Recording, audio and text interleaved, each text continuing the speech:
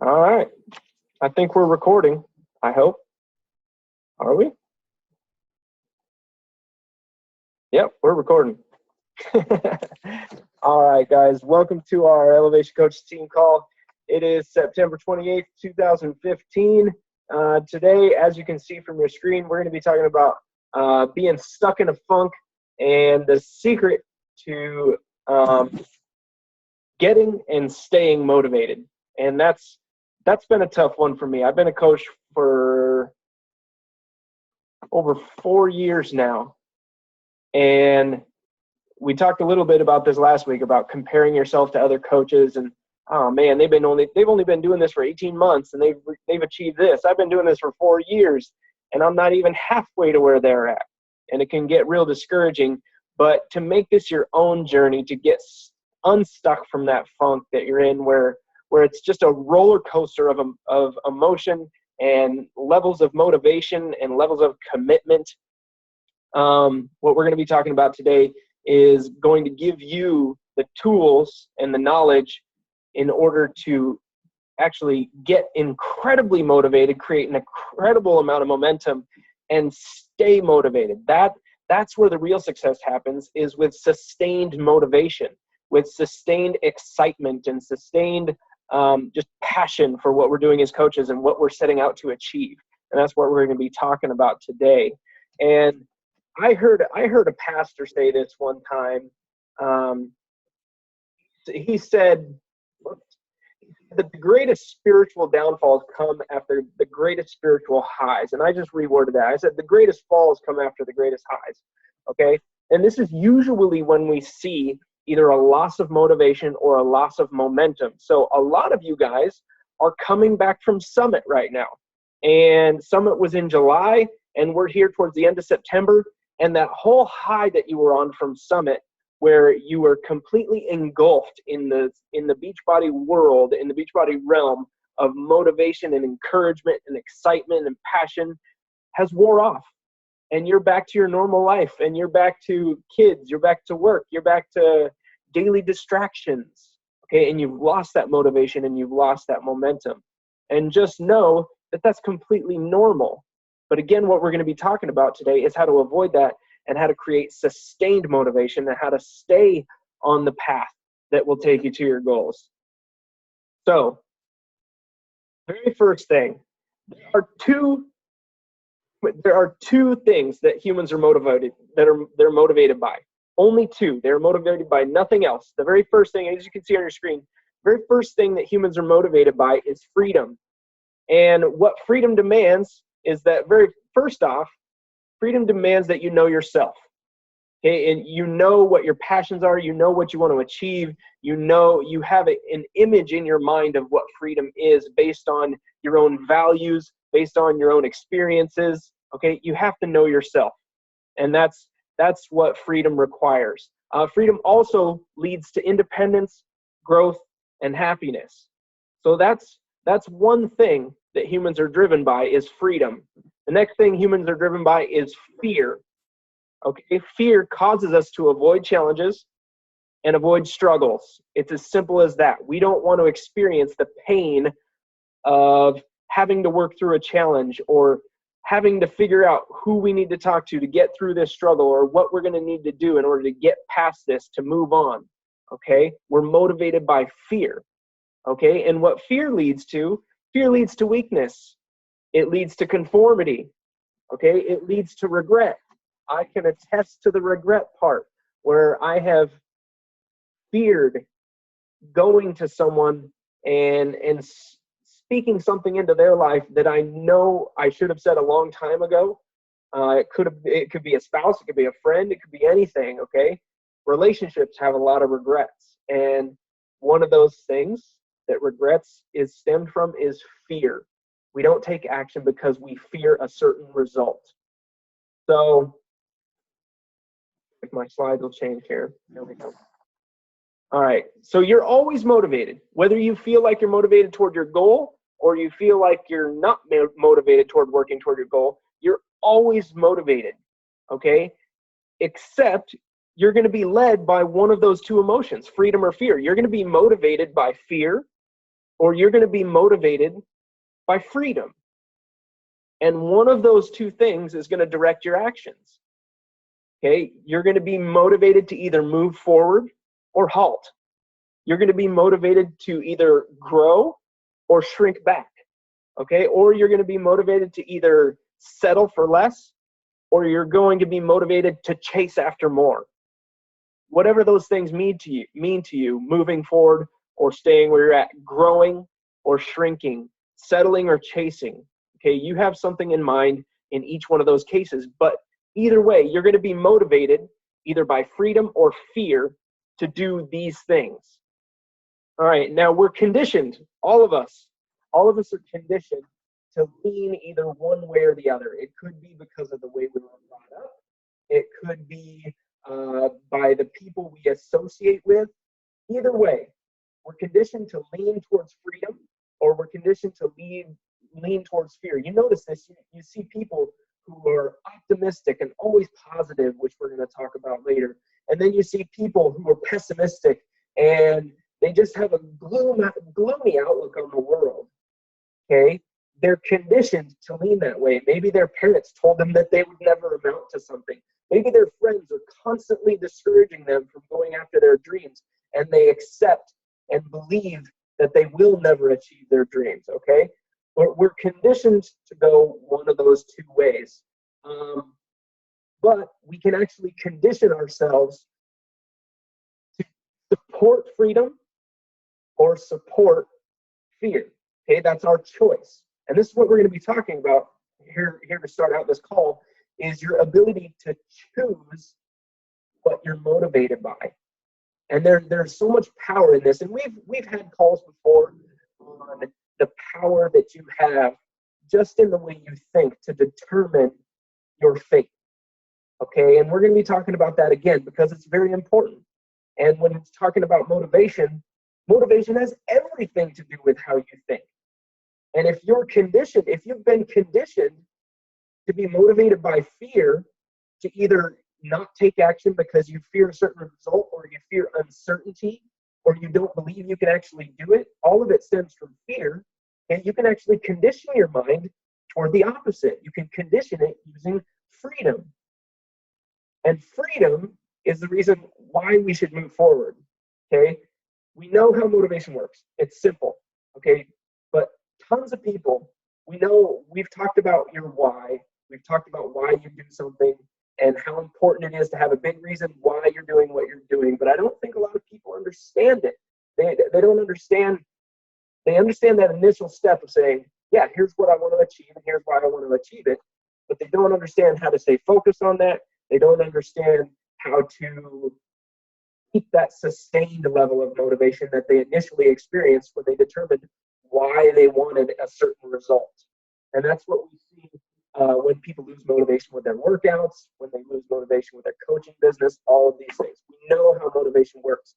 But tons of people, they're still trapped in an aimlessness or apathy and fear.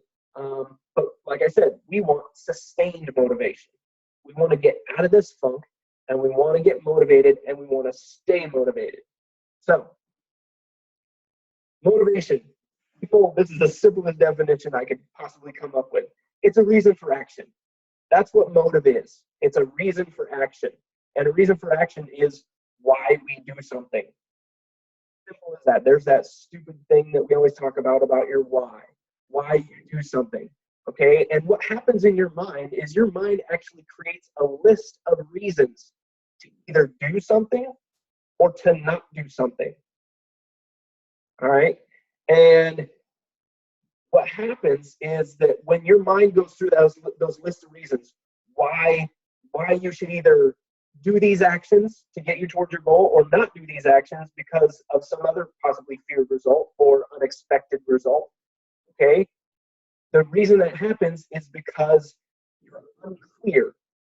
You're unclear on your why. You may think that you have a clear vision of what your why is, but your ability to take action is what actually gives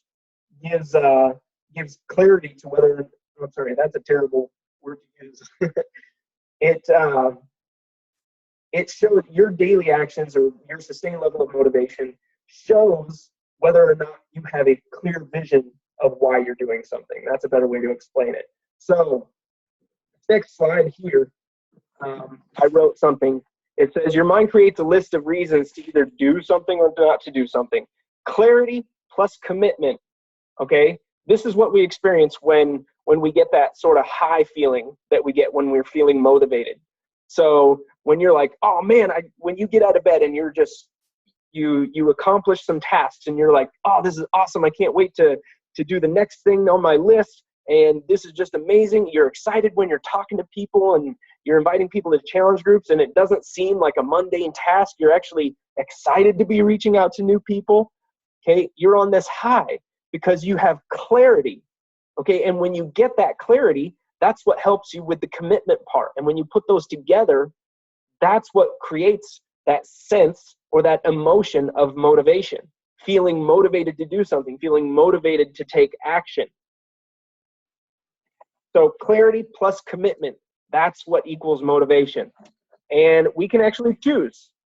We can actually choose our aim. We can either, like I said, we can choose fear or we can choose freedom. And this is the magic of the mind, is that you can actually choose whether or not you're motivated or not. Okay, now a lot of people think this is just something that's built into us naturally. It's like, that person's just positive. They're always positive. They're always motivated. They never, my wife always says, I never have any bad days. She doesn't understand it. I don't have a lot of ups and downs. I'm pretty just consistent with my attitude, my outlook on life. And the reason that is because it's a choice. Motivation is a choice. It's as simple as that. So you can either choose to continue to focus on whatever your aim is, whatever your why is. You can choose to focus on that, which will give you your desire for action. Okay, and that's when you're going to start feeling that energy, which we call motivation.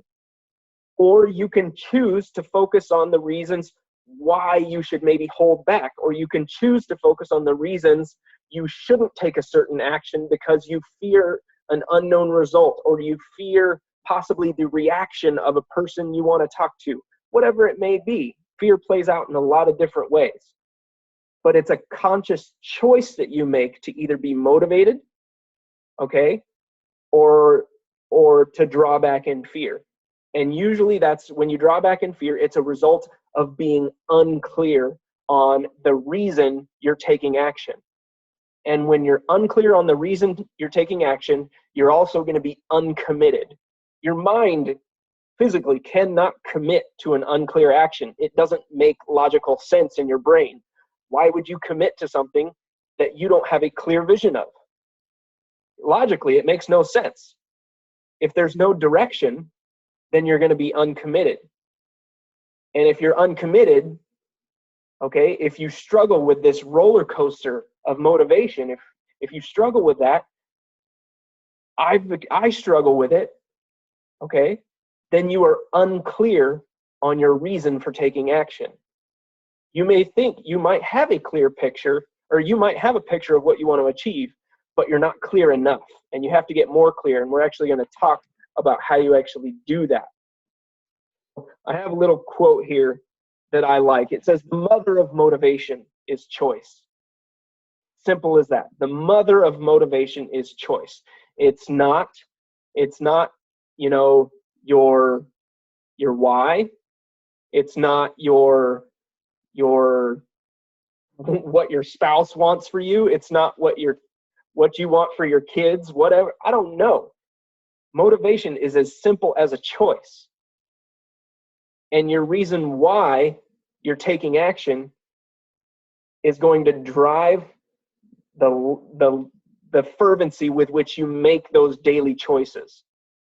When nobody's responding to you, when you're messaging people for challenge groups, when nobody is responding, you can either respond with actions that are backed by your desire for freedom, or you can respond with actions that are backed by fear.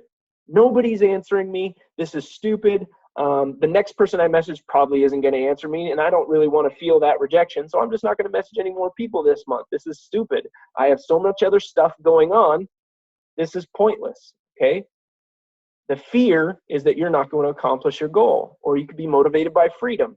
Hey, that's cool. This isn't for you right now. I'm going to move on I'm going to find another person, because I know that what we have to offer here with Team Beachbody, I know that people need it, and I know it saves lives, and I want to be a part of that, and I'm going to share that with the world.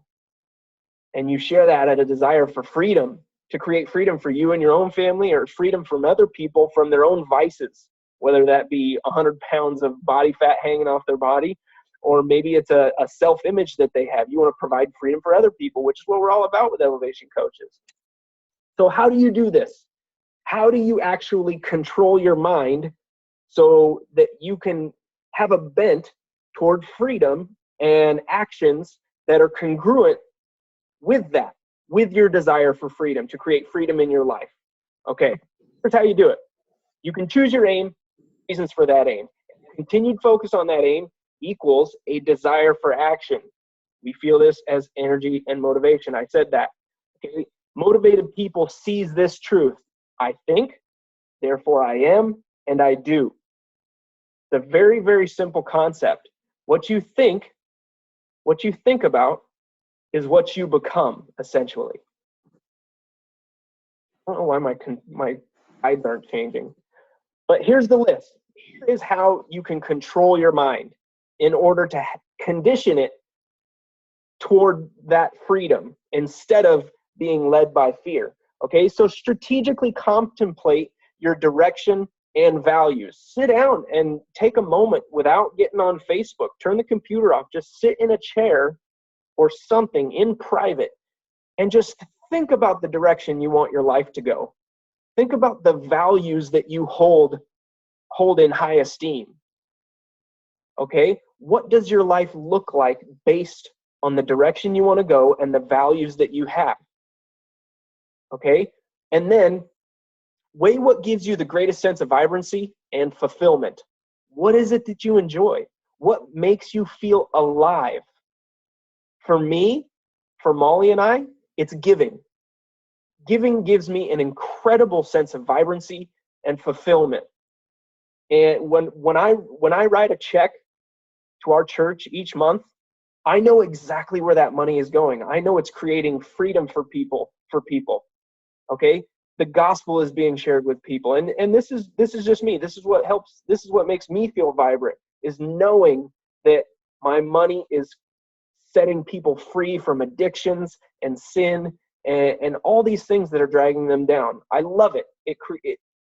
Our dream, I've told you guys this before, our dream as a family is to give incredible amounts of wealth in order that the gospel of Jesus would be spread. That's our mission. We want to give big gifts anonymously to people just to bless them. That's what makes me feel alive, and that's what I want to do. And you have to figure out what that is for you. What gives you the greatest sense of vibrancy and fulfillment?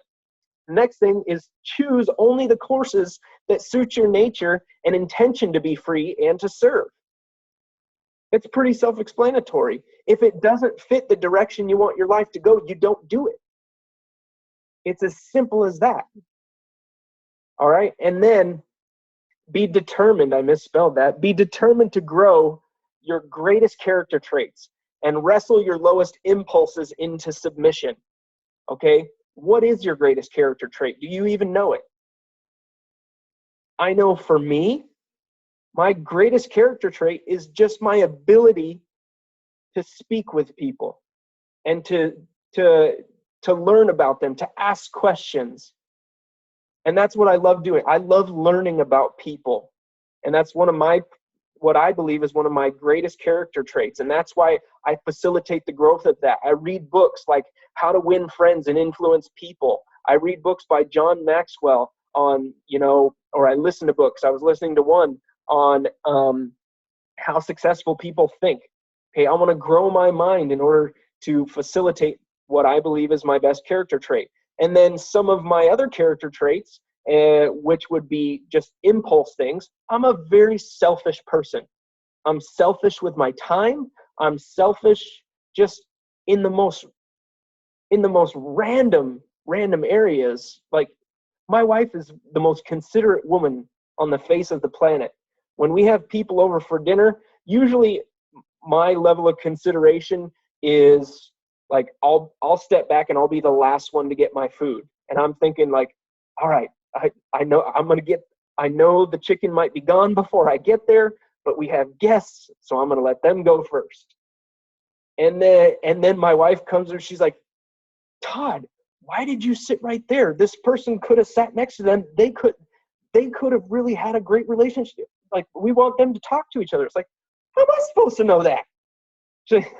My wife has an incredible sense about, what makes people feel comfortable in a social setting. I don't have that. I can talk to people, strike up a conversation, but my wife sees in much, much more detail how to make people feel comfortable and serve them well.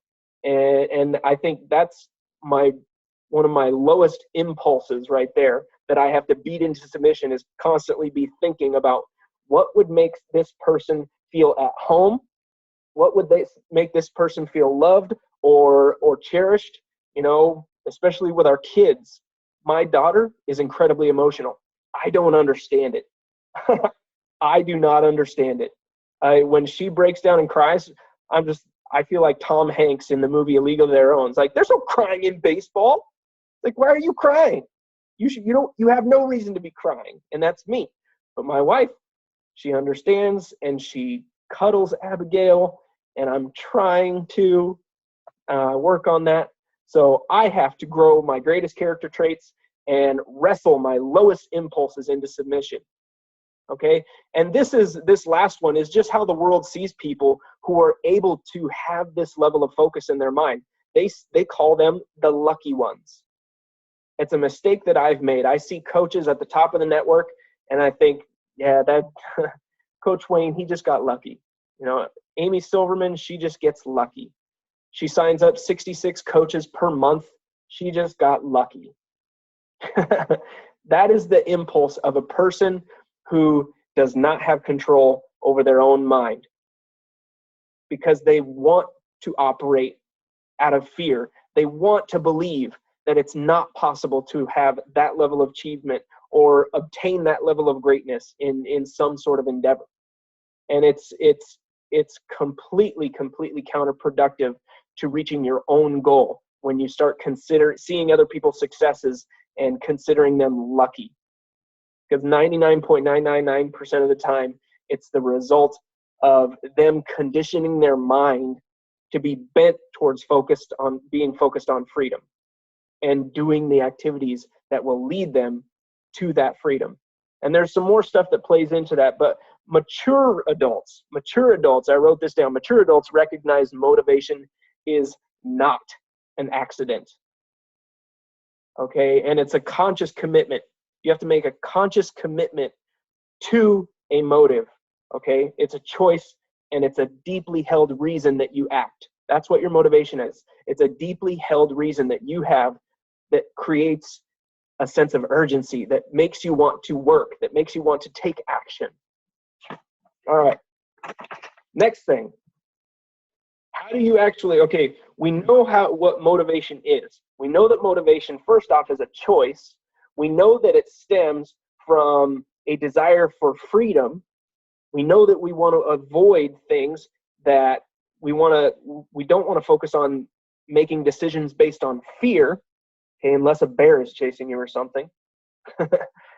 Okay, but how do you actually spark motivation? How do you get it started if you've lost it? Okay, and I have here on your screen, it says motivation is sparked and created by ambition and expectancy.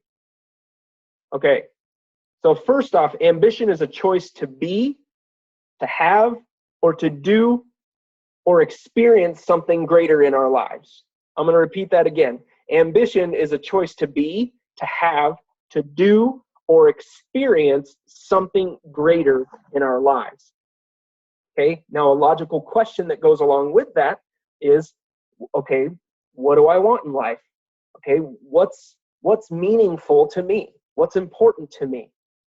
Okay, some other questions are, what am I excited about learning or giving?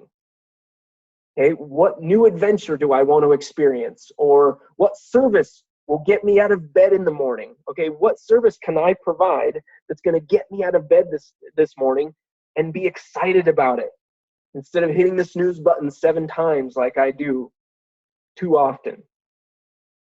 You can ask all these logical questions go along with ambition, because if you want to be, have, do, or experience something greater in your life, you have to know what you want, what's meaningful to you, what you're excited about learning or giving, or what new adventure you want to take, or what service is going to get you out of bed in the morning.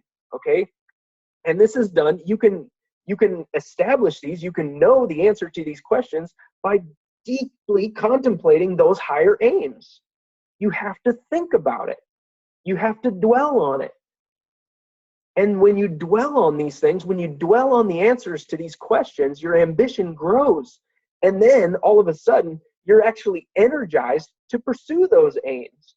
When you answer these kinds of questions about what do you want? What's meaningful to you? What are you excited about learning or possibly giving? What new adventure do you want to take? What service is going to get you out of bed in the morning? These are the kinds of questions that are going to energize you to pursue the aim that you have. Okay? And then, of course, a lot of people, they want more. Okay? They want more, and they know they want more out of life. They know they have this higher goal, but they're still not motivated. And I've been there. I know that I want to be a full-time coach. I know I desperately want that, but I still lose motivation. I'm still not motivated to get there. And the reason that happens is because you don't actually believe that it can happen. And this is the downfall of so many coaches, is they have this why. They have this reason, this aim that they want to achieve, okay? But their expectancy is that they cannot achieve it. That's why sparking motivation, actually beginning that motivation, getting it off the ground, is created by, first off, ambition,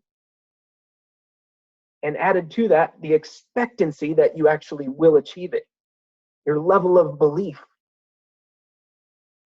And I have written down here in my notes, expectancy is the difference between hope and motivation. Expectancy is the difference between hope and motivation. So what do you need? You need more faith. You need more faith in yourself. You need more faith in your abilities. You need more faith in what you have to offer. You need to have more faith in your ability to achieve. Okay, if you're a spiritual person, if you believe in God and that He has some sort of influence in your life, you have to believe that He has the power to help you achieve your goals. Okay, and here's what you need to do. So how do you get that faith? How do you increase that level of expectancy? We talked about how to increase your level of ambition, or how to actually get that ambition by answering the questions that we went over a few times. But how do you actually increase your faith? How do you increase your expectancy and your ability to actually achieve that aim? Okay, the first thing is you have to talk about it. You have got to talk about it. Tell your husband, tell your wife, tell your kids, tell your coworkers, tell your family members. Tell them what your high goal is. Tell them what your chief aim is to achieve. Talk to people about it. It will create a level of belief in you that is unstoppable. Okay? And then dream about it. One of the most marvelous tips I've ever heard in my life was from Brian Tracy. And he goes, if you have trouble waking up in the mornings, this was a book that I read from him called No Excuses, The Power of Personal Discipline. He said that if you have trouble waking up in the mornings, say out loud to yourself before you go to bed, just get up, just get up, just get up. Do that 50 times out loud. And the very first words on your mind when your alarm clock goes off will be, just get up. I cannot tell you how freaky powerful that is. I go to bed after, 2 nights of hitting, or 2 mornings of hitting my alarm clock snooze button like 6 or 7 times and missing the opportunity to work on my business, reach new people, and focus on creating freedom for my family. I miss those opportunities as a result of hitting that button. When I go to bed, when I lay my pillow and just say out loud, Molly thinks I'm crazy when I do it, but I say, just get up, just get up, just get up, just get up. Or I'll be walking around our bedroom, putting away laundry or something as we're getting ready for bed, saying, just get up, just get up, just get up. The first thing on my lips and in my mind when I wake up, when that alarm goes off, is just get up. So incredibly powerful. And what this will cause you to do when you take a few minutes to just think about your dream, think about your high aim, think about what you want to achieve in your life. Okay, think on your ambitions. When you focus on these things, you're going to dream about it. And when you dream about it, it becomes so much more real, okay? And then practice visualizing it. Don't just talk about it. Don't just dream about it. Visualize it. Dedicate time to actually visualizing what your life is going to be like. Take the triathlete that runs triathlons, okay? Call it an Ironman triathlon, okay? It's not enough to just say, yeah, I want to run in that race. I think I could do all right, okay? The person who just is kind of nonchalant about it is never going to win that race. It's the person who has an intense focus, who visualizes the win, who visualizes all, 7 miles or 13 or 26 miles of the swim, who visualizes the 52-mile bike ride and the 26-mile run, visualizing themselves pedaling, making the transition between each event, and then crossing that finish line, visualizing, imagining what it would feel like. Dedicate time to doing that. All those answers to those questions that will help you determine your ambition about what you want to do in life, what's meaningful to you, what you're excited about learning or giving. Imagine yourself doing all those things. Visualize it. And then what that's going to do when you do all these things, when you talk about it with other people, when you talk about it with friends, family, all this, you dream about it, you visualize it, okay? It's going to weave that expectancy, that level of faith that you can actually achieve your high aim or your why. It's going to weave that expectancy deep into your psyche, and it's going to become part of you. And your level of belief is going to skyrocket. All right, so that's how you spark motivation, is with ambition and expectancy. All right, now how do you sustain it? Once you're fired up about what it is you want to achieve, when you become ambitious and you expect to achieve that ambition and you believe it with all your heart, with all your mind, and all your soul, how do you sustain that? Okay, and sustained motivation is created by attention and effort. Okay, so we have ambition and expectancy is how you spark it, and then attention and effort is how you sustain those choices. Remember, these are all choices that you make. These are conscious choices that you have to do on a daily basis. Okay, and without these, without attention, without effort, without ambition, without expectancy, okay, your mind is undirected. And motivation is completely fickle to you. It's going to be a mystery. I don't understand how to stay motivated, but we want sustained motivation. So you have to consciously make a choice to practice these, to focus on your ambition, to create your level of belief by visualizing, talking about what it is you want to achieve with people. Okay, so what do? How do you sustain this level of motivation? You have to refocus. There's constant distractions throughout the day that are going to steal your mental focus. Whether it's old vices, TV or food, or possibly it's just daily things like the kids needing picked up from school, or the doctor's appointments, or maybe it's work. It's the boss who won't leave you, who just will not quit criticizing your work. There's tons of stuff out there.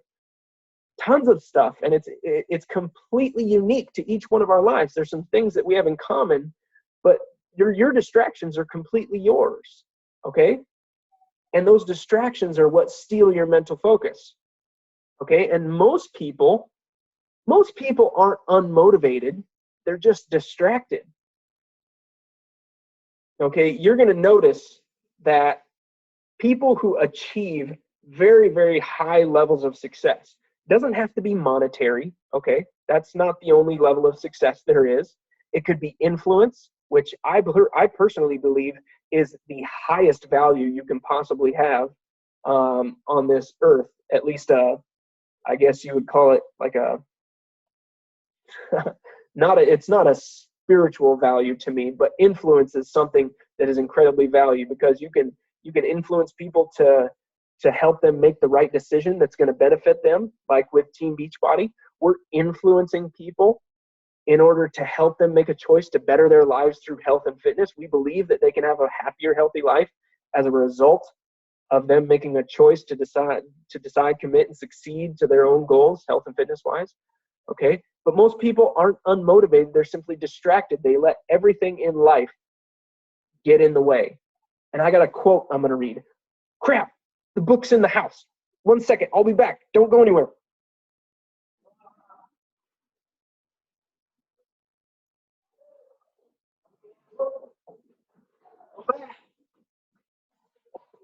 Okay, I'm back.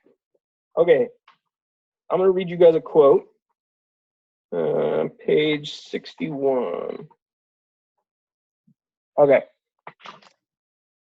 This says, we mustn't let our dreams die in the daylight because we lose focus while responding to the world's lame interests or false emergencies. I love this quote, so I'm going to read it again. We mustn't let our dreams die in the daylight because we lose focus while responding to the world's lame interests or false emergencies.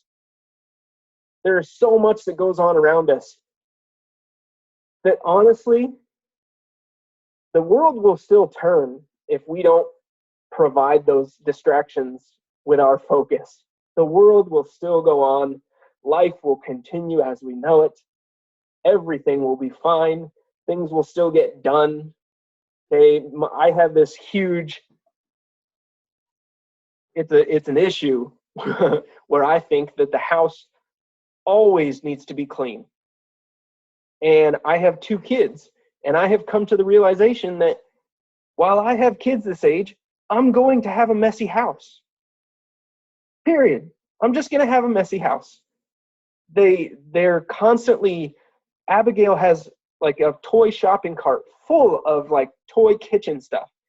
She makes kitchen tables and shelves out of the pellet stove. She will put her bowls and teacup sets all over the floor in a very unique pattern so that all her stuffed animals can have a place. And she does not pick anything up. Just, I have had to accept that I'm going to have a messy house. I'm not going to let that distract me though. Okay, I'm not going to let life's emergencies distract me from my high goal, from my desire to create freedom for my family and I. I'm not going to let that distraction happen. Okay. I have a note here that says, distractions of the day steal your mental focus. For a lot of people, fear is an obsession. No, that's not what I was going to say. I totally just lost my train of thought thinking about Abby because I can hear her playing with her tea set inside right now. So, I remember. Okay. A lot of people fear that if they give their goal too much focus, they're going to become obsessed. And I actually talk about this in a blog post on my blog just concerning fitness and stuff. And there's a quote out there that says, obsessed is what is it? Obsessed is the lazy person's word for committed or something like that. But a lot of people fear that if they're thinking about their goal too often, or they're thinking about, or they're just giving this too much focus, that it's going to become an obsession. And what I would suggest is that if your goal, if your high aim or your why is congruent with your personal values and who you are, then that obsession is the best obsession that you could possibly have. Okay? If you're obsessed with a mighty aim or a high purpose, that's a great obsession to have. So don't fear an obsession for building a great life for you or for the people around you. Don't fear being obsessed with that. That's just going to pull you away. That's that's going to be operating again out of fear. It's like, I don't want to be too focused on this. That's operating out of fear, and you don't want to operate out of fear. Determine what your values are, okay? And let your level of focus, we'll call it your level of obsession, based on your values and who you are and what you want to achieve. Let that determine how much time you give this your focus. Okay, and then there's a second quote that I want to read. It says, "It is the obvious equation and the ultimate secret. The deeper and longer I give attention to my ambitions and passions, the more motivation I feel." This is really the secret of sustained motivation, is the amount of attention that you give your high goal, the amount of attention that you give your why. And then we get into the effort part. Because you can't just think your way to success. I wish it was that simple. If you just thought about success all the time and like the money just started rolling in, people just started messaging you about challenge groups, and they're like, "Hey, you don't know who I am, but I heard you run challenge groups." And it just became that easy because you thought about it. But it doesn't, it's not that easy. The reality is that you have to put in effort. This is when reality sets in. Okay, you can't just think your way to success. Okay, you have to work toward it. All right, going back to the triathlete. Okay, that guy can't just think about crossing the finish line. He can't just think about how the strokes of his arms in the water and how he's going to pace himself. He can't think about at what points on his marathon run that he's going to hydrate. He can't just think about those things. He actually has to do. He has to train. He actually has to take action, make an effort that is congruent with what he's envisioning. He believes he can achieve it, but you have to put in the effort in order to get there. And without effort, you can't sense the high that comes from making progress. So I don't know how many of you guys do this, how many of you guys work from a daily to-do list. But I have a daily checklist that literally has items that I want to achieve, and it has check boxes next to it. I cannot tell you how gratifying a little check mark feels. I have from 5:30 a.m. to, to 5:45 a.m. a simple task of posting and responding to people in my challenge groups and in my Facebook groups that I'm in. It's just a 15-minute task, but that check mark, when I complete it, is one of the most gratifying parts of my day, because I know that if I can get that first check mark on my to-do list, all the other check marks are going to be a lot easier. And without that effort, without actually putting in the work, you can't experience the high that comes from making progress. And it's actually in the doing that you create the motivation. And a lot of people do this with their workouts. They say, "I'm not motivated to work out." Well, start working out and you'll get motivated to work out, because you're going to start seeing the result. You're going to start feeling the results. So do the work, then you'll feel motivated. It's not the other way around. Okay? You can build up a certain level of motivation just based on what you want to achieve, and you can get excited about that. But there's an untapped level of motivation that comes from the actual effort of making steps toward that goal. And sustained motivation is cultivated by continued effort. Sustained motivation is cultivated by continued effort. You cannot keep up your level of motivation without actually doing the work. That is why it's so important, for me at least, to have a daily to-do list. It's my measure of achievement. That way I can go back. I can look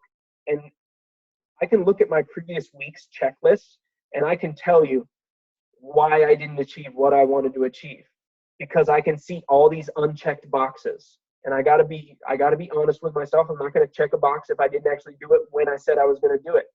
If I do it at a later time in the day, I still don't check the box because I didn't follow my plan. I'm honest with myself.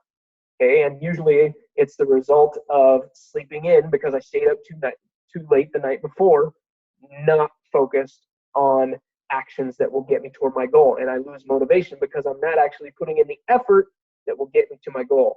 and I see that reflected in my daily to-do list checklists.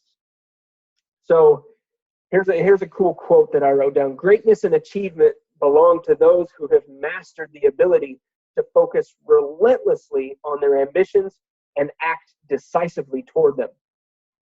I love that. And I can't express to you guys the importance of actually doing the work. That is the reason so many of us lose motivation, is because we stop doing the simple tasks of the 3 vital behaviors. We're not reaching out to new people each day to invite them to a challenge group. We're not doing personal development each day. We're not doing our workouts and drinking our Shakeology each day. It's in those simple actions, compounded over time, like Darren Hardy talks about in the compound effect, that move us closer to our high aim or our focus or our reason why. All right, so that's how you sustain motivation, is through attention to your ambitions and your goals, and continued effort, relentless effort on a daily basis. All of these, again, are conscious choices that you have to make. Is the mother of all motivation. All right, now how do you amplify motivation? How do you increase your level of motivation? Not just sustain it, but set it on an inclined path. All right, amplified motivation is created by attitude and environment. Okay, free and motivated people are positive. They're enthusiastic about their goals. They're enthusiastic about life in general. They're happy. And these are the kind of people that you enjoy being around. Think about the people in your life that you just love being around because they bring out the best in you. Okay, these are the kind of people that you want to surround yourself with. And these, you have certain attitudes that you're bent towards based on the relationships that you have, how you were brought up. But guess how your attitudes are developed? By choice. Again, all this stuff comes back to a conscious choice. Okay? You can choose to be angry. You can choose to be sad.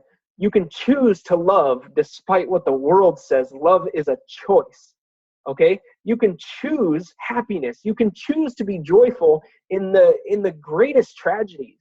You can choose any emotion that you want. The human mind is an incredibly powerful tool if we would just take advantage of its capacities. All of it is produced by choice, and you can have that positive attitude and create a positive environment around you by simply choosing to be that example for people. Because think about it. Think about the kind of people that are attracted to you currently, not physically. But think about the people that are attracted to you in your coaching business or just in your day-to-day interactions with people at your work. Okay, do you attract people that are generally pessimistic, or do you attract people that are positive? Because usually the people that are attracted to you, the people that want to be around you, are a reflection of you. Okay, the reason they want to be around you is because they're like you. If you attract people that are complaining all the time, if you're around people that are complaining all the time, you better ask yourself an honest question and say, shoot, do they want to be around me because I'm complaining all the time? All right, so how do you facilitate this? How do you facilitate a positive environment? How do you keep things positive? There's a rule of 5. Okay, John Maxwell talks about this. Napoleon Hill talks about this. The 5 people that you allow the most influence in your life, okay, you're going to be most like them. And you're going to be most like them in income, in attitudes, in relationships. If they have destructive relationships, okay, most likely you're going to have destructive relationships. Okay, the 5 people that you allow the most influence in your life, you're going to be like those people. Okay, Tai Lopez, if you guys ever want to look him up on YouTube, amazing videos. He has something called the Rule of 33. Okay, he spends 33% of his time, and this is just focused on income. So he spends 33% of his time with billionaires because he's not a billionaire yet. He spends 33% of his time with people like him. He spends 33% of his time with millionaires. And then he spends 33% of his time with people that are not millionaires, that are below him income-wise. And he does this to create a wide range of experiences and understanding so that he can relate to people. Okay? He wants to relate to people who are not currently millionaires so he can help them realize their potential and help bring them up to where they want to be. He hangs out with people who are millionaires so that they have common goals together. They can fuel each other. And then he hangs out with people who are billionaires so that he can be mentored by them to achieve what he wants to achieve. And you can do this same thing. You can surround yourself with people and groups that have reached goals that you haven't reached yet, that you want to achieve. You can hang out with those people, and you can do that by being on national wake-up calls. You can do that by watching videos from the leaders on YouTube from Team Beachbody. All top 10 coaches post what they're doing on YouTube. Okay, you can be on these coach team calls where you're never going to hear anything negative that's going to bring you down here. I hope everything we talk about on here encourages you. At least that's what I hope that we're doing, is encouraging you.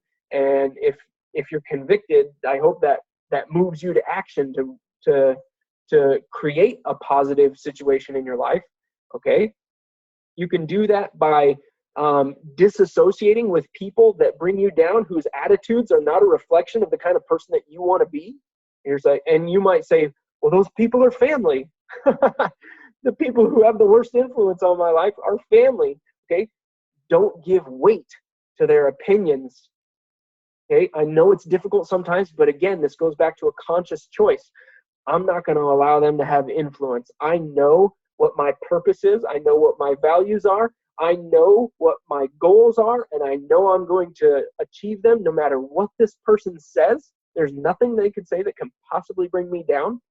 You don't allow them to have that kind of influence on your life. I'm going to read you another quote.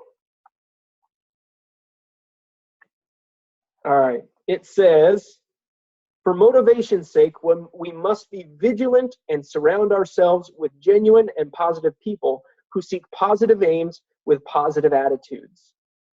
It's a decision. We have to purposefully surround ourselves with these kind of people, the kind of people that we want to be, because they will have an influence on your attitudes, the way you think, and the way you see life in general. So if you don't have these kind of relationships, seek them out. Seek them out in mentors through personal development. I consider John Maxwell one of my mentors. I haven't been personally mentored one-on-one with the guy, but I paid $400 for a monthly team call with John Maxwell. It's worth every penny, in my opinion. I listen to him constantly on YouTube. I'm being mentored by John Maxwell. You need to surround yourself with these kind of influences and seek them out. So we covered how to establish motivation, what motivation is. We talked about how to spark motivation, how to sustain motivation, and how to amplify motivation. Wow, it's 6:30 already. So I'm gonna unmute everybody. If you have any questions or comments, or just want to share a struggle that you've been having and that you're excited to get out of, I'll unmute the lines, and you guys can feel free to speak as you please. All right, we're unmuted. Was it valuable? I got a thumbs up. Yes. Cool. Does anybody have any questions? No? All right, guys.